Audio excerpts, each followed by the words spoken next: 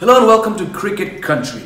We're here to preview Game 26 of the IPL 2019 between host Kolkata Knight Riders and Delhi Capitals at Eden Gardens a few hours from now. Let's begin with KKR. They're second on the points table this season after 6 matches. Away from home, they played 4 games, winning 2 and losing 2, while at Eden Gardens they are 2 for 0 this season. Fans of the KKR franchise will hope that that record improves to 3-0 against Delhi Capitals, a team which frankly has struggled for momentum with bat, ball and in the field. But since we're talking about KKR first up, one name dominates every discussion regarding the 2-time winners, Andre Russell. Yes, the West Indian has had an outstanding season so far, specifically with the bat. Out of 6 games, he's batted 5 times. And look at the numbers here, 257 runs, highest score of 62, the average 128.5. That means he has not gotten out a lot, but the strike rate 212.39 with a league leading 25 sixes. Phenomenal numbers, and the key fact here is that whenever Russell has walked in, the team has been in trouble. You look at the first game when he scored 49 off 17 balls, then 48 in the second match, and then the third match against Delhi Capitals, which KKR lost in the Super Over. He got that 62 in about 33-34 deliveries. These innings set up Russell as the key player for KKR. Then of course that match against Bangalore when he scored 48 off 13 balls, that result was a far cry from where KKR would have imagined themselves after 15 overs. Of course, a huge target set by RCB, but thanks to Russell, once again, they knocked it off with an over to spare. He did not bat against Rajasthan Royals. He wasn't required to bat. And then in the last match against Chennai Super Kings, he got a 50, his second 50 of the season, but unfortunately for KKR, by then the situation had got very bad. And despite Russell's 50 at a very subdued strike rate by his standards, it was not enough to stop league leaders CSK running away with another win. Now the thing with KKR is they have batsmen who've been consistent. Robin Uthappa, Nitesh Rana, Chris Lynn now after a slow start is showing some signs of form. But again, the batting has always required Russell to walk in the lower middle order and tee off from ball 1. They'll hope that the likes of Uthappa and Rana get even more consistent, especially with the strike rate.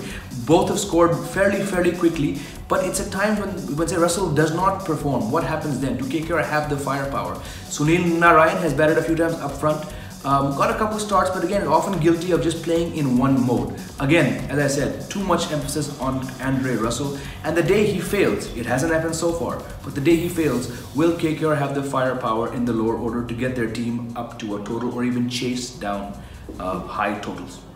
Now in regards to the bowling here, you see KKR, it's a bit of a concern. Russell remains their leading wicket taker with 5 wickets, followed by Piyush Chawla with 4. Kuldeep Yadav, who's been so successful for them over the last few seasons, and Sunil Narayan have taken 3 wickets each. Especially Narayan's economy rate has been on the high side. Perhaps the matter with Kuldeep is that now that he's playing for India across format, it's a bit of fatigue, and maybe Jack Callis and the team management have a few issues to consider when it comes to player rotation, especially considering the World Cup. Someone like Prasidh Krishna, the young fast bowler, has played 6 games for KKR but has taken just 1 wicket. A couple times he bowled some beamers, he bowled some wide balls. So overall, the bowling has been the disappointing aspect for KKR this season.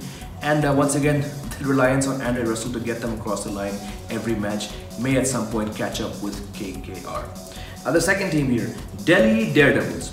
6th on the points table. 3 games at home, 2 away. In fact, they've won both of their... they won 2 of 1 game away from home. So it seems like perhaps this is a team which is starting to find itself. Rishabh Pant and Shreyas Iyer have been their 2 leading scorers.